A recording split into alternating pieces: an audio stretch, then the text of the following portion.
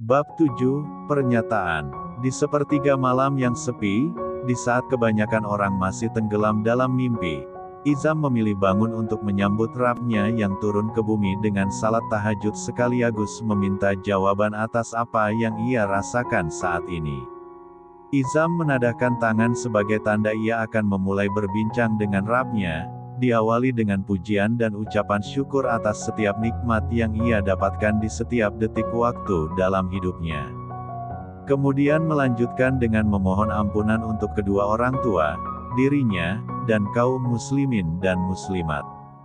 Dan saat ini tibalah saatnya ia menceritakan tentang apa yang ia resahkan beberapa hari belakangan ini.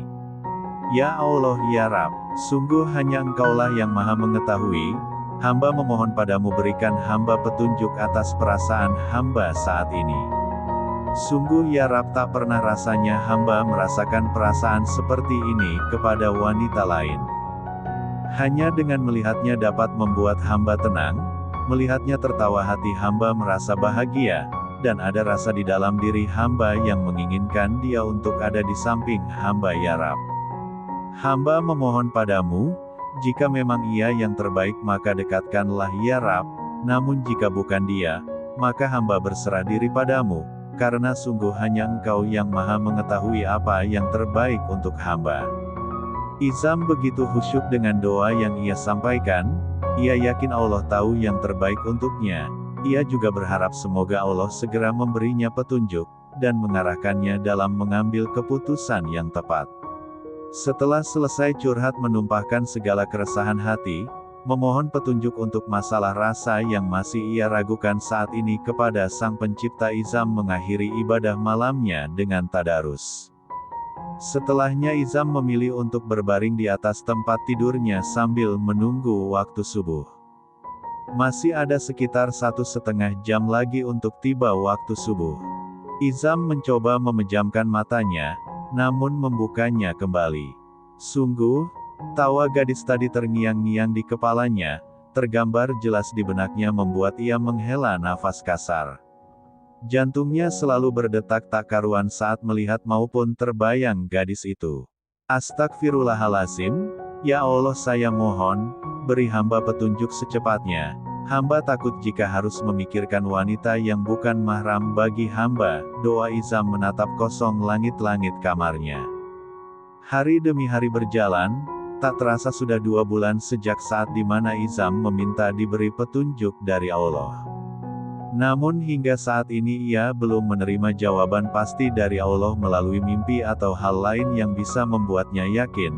2 bulan juga ia sangat jarang berada di pesantren ini, karena entah mengapa jadwal panggilan dakwah keluar kota sangat banyak, membuatnya sedikit bisa mengalihkan perhatiannya untuk tidak fokus pada perasaannya. Saat ini seperti biasa Syekh Abdurrahman duduk di ruang keluarga, membaca koran sambil menikmati secangkir kopi di pagi hari setelah sarapan dan sebelum ia memulai kesibukannya.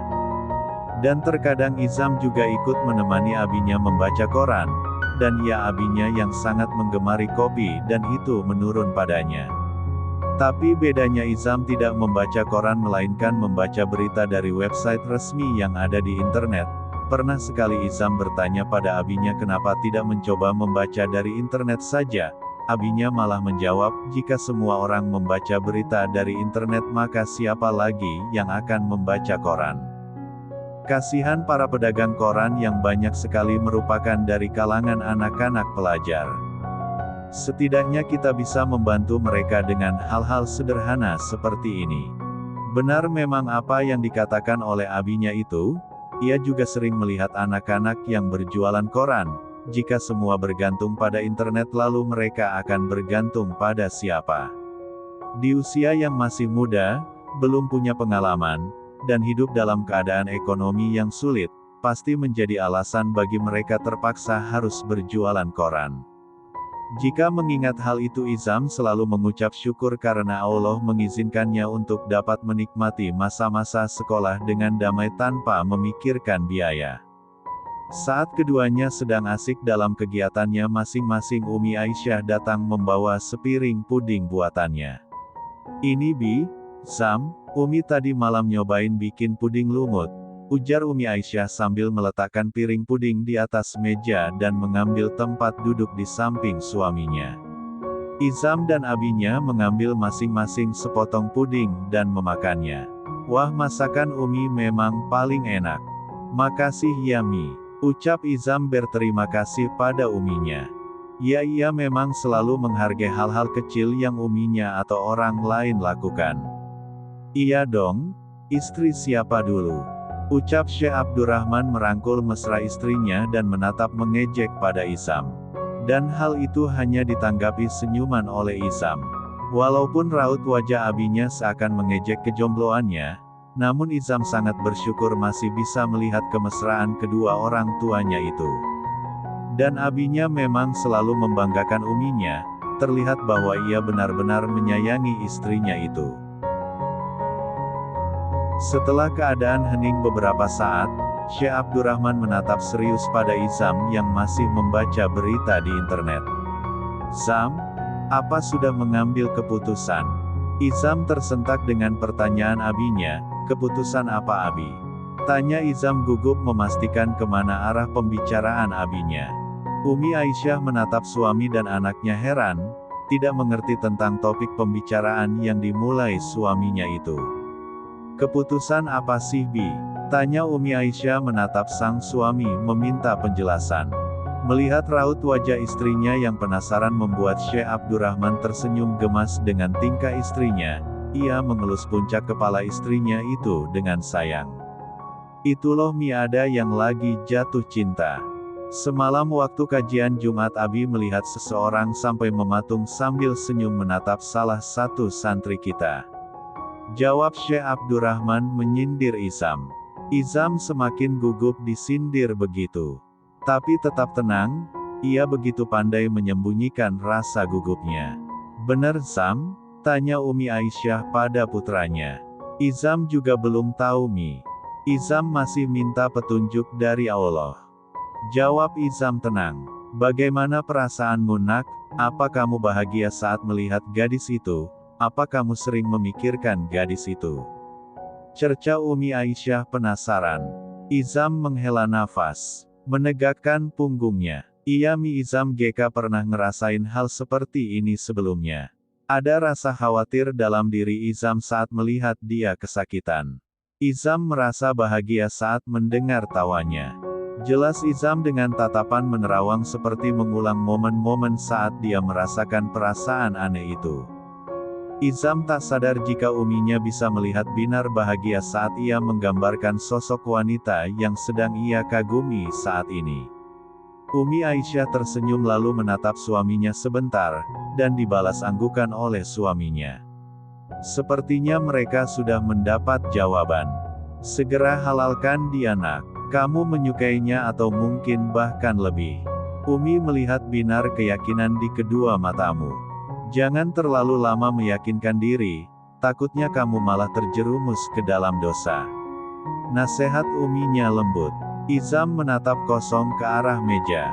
Sejujurnya ia masih ragu, karena bisa dikatakan ini masih terlalu cepat jika ia mengambil langkah serius. Izam juga berpikir begitu Mi. Tapi Izam takut jika ini terlalu cepat. Izam juga ragu gadis itu mau menerima Izam, karena usianya masih sangat muda, dan baru memasuki kelas 1 madrasah aliyah, ujar Izam sambil meneguk lagi kopinya. "Kita tidak bisa berprasangka atas perasaan orang lain Sam. Hanya Allah yang maha mengetahui. Tapi hal yang jelas kita ketahui adalah kita harus sebisa mungkin menghindari kemaksiatan. Dan cara yang kamu bisa lakukan untuk menghindari kemaksiatan atas perasaan kamu ya dengan cara menempuh jalan yang Allah ridai.